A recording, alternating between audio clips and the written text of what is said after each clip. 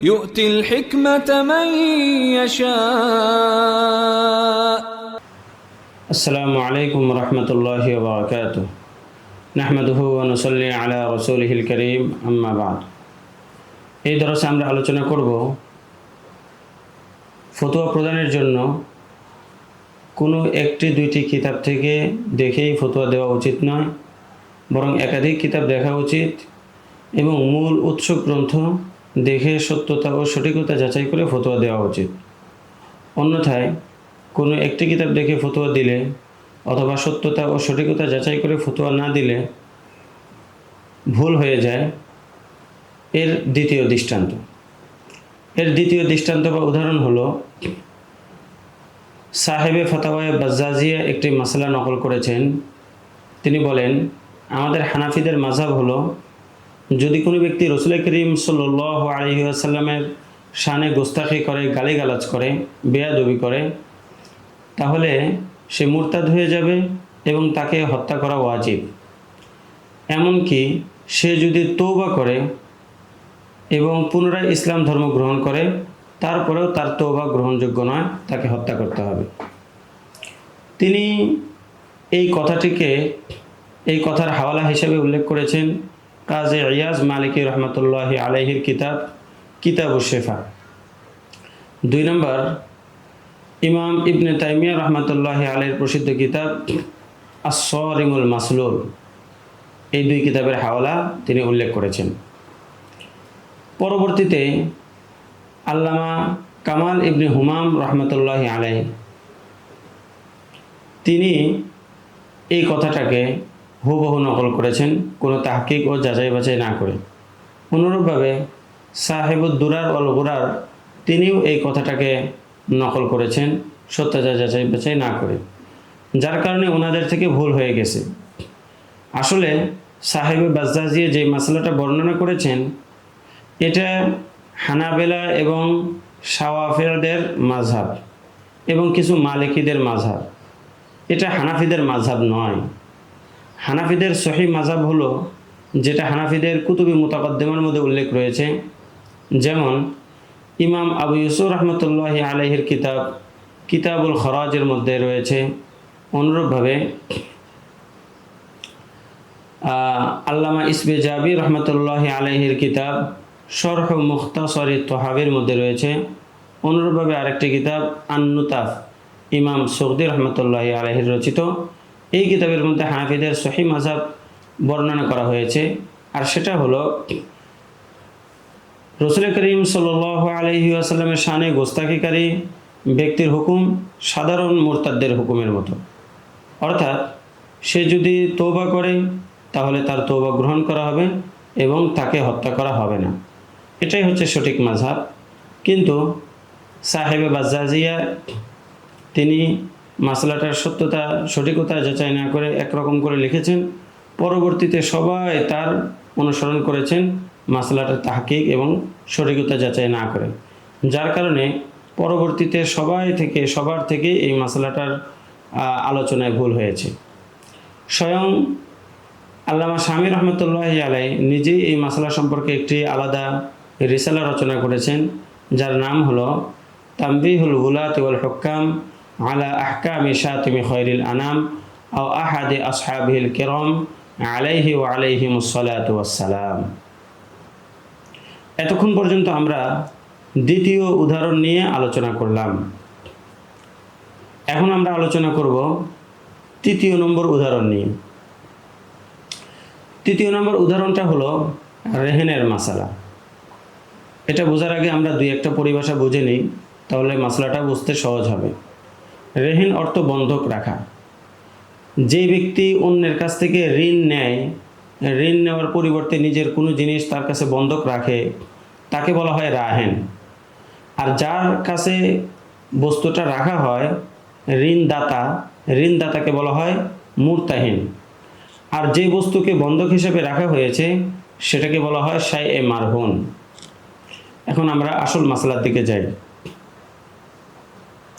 মাসালাটা হলো, আল্লামা মাওলা খসরু রহমতুল্লাহি আলাইহি তার কিতাব এর মধ্যে অনুরূপভাবে আল্লামা ইবনুল মালিক শরহ মাজমাইল বাহরাইনের মধ্যে লেখেন, যদি কোনো মুরতাহিন ব্যক্তির নিকটে শায়ে মারহুন হালাক বা ধ্বংস হয়ে যায় এবং সেটার উপরে কোনো প্রমাণ পেশ না করতে পারে, সেই বস্তুটা ধ্বংস হয়ে যাওয়ার উপরে সে কোনো প্রমাণ পেশ করতে না পারে, তাহলে তাকে সেই বস্তুর জিমান ও জরিমানা দিতে হবে, চাই সেটার মূল্য যতই বেশি হোক না কেন। এই একই মাসালা নকল করেছেন আল্লামা মুরতাশিদ রহমতুল্লাহি আলাই তানবীরুল আবসর এর মধ্যে। আর এটার উপরেই ফতোয়া দিয়েছেন পরবর্তীতে আল্লামা শেখ খয়রুদ্দিন রমালি রহমতুল্লাহি আলাই। অথচ এই মাসালাটা ভুল, আর এই ভুলটা সর্বপ্রথম হয়েছে মাওলা খসরু রহমতুল্লাহি আলাইয়ের থেকে। উনি যে মাসালাটা বর্ণনা করেছেন এটা মূলত ইমাম মালিক রহমতুল্লাহ আলাইয়ের মাযহাব, আর হানাফিদের মাযহাব ভিন্ন। হানাফিদের মাযহাব কি? এই ব্যাপারে হানাফিদের মাযহাব, সহিহ মাযহাব হলো, মুরতাহিনের নিকটে যদি শায়ে মারহুন হালাক বা ধ্বংস হয়ে যায়, তাহলে শায়ে মারহুন এবং দাইন বা ঋণ এই দুইটার মধ্যে থেকে যেটার মূল্য কম হবে মুরতাহিন সেটার জরিমানা দেবে। এটাই হচ্ছে সঠিক মাযহাব, যেই মাযহাবকে আল্লামা সুলুম্বুল আলী রহমতুল্লাহি আলাই তার সুলুম্বুল আলিয়া গ্রন্থে উল্লেখ করেন, আল হাকায়েক নামক গ্রন্থ থেকে নকল করে। আর এই মাসালাটাকে সবিস্তারে আল্লামা শামী রহমতুল্লাহি আলাই তার রদ্দুল মুহতারের মধ্যেও উল্লেখ করেছেন। তাহলে আমরা জানতে পারলাম যে কোনো কথার সত্যতা সঠিকতা যাচাই না করে ফতোয়া দেওয়া বা লেখা উচিত নয়, এটার কারণে ভুল হয়ে যায়। আল্লামা শামী রহমতুল্লাহি আলাই 3টা দৃষ্টান্ত ও উদাহরণ উল্লেখ করার পরে বলেন, ওয়ালিহাযাল্লাযী যাকারনাহু নাযাইরু কাসীরা, এরকম আরও অনেক দৃষ্টান্ত রয়েছে।